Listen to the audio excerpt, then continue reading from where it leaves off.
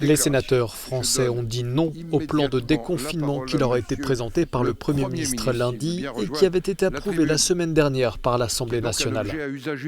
Dans son discours de présentation, Édouard Philippe avait insisté sur l'impératif d'une reprise progressive de l'économie et de l'école pour faire face à ce qu'il appelle le coût social et économique colossal du confinement.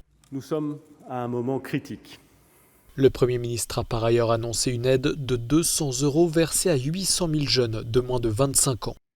Cette somme sera versée début juin aux étudiants ayant perdu leur travail ou leur stage et aux étudiants ultramarins isolés qui n'ont pas pu rentrer chez eux.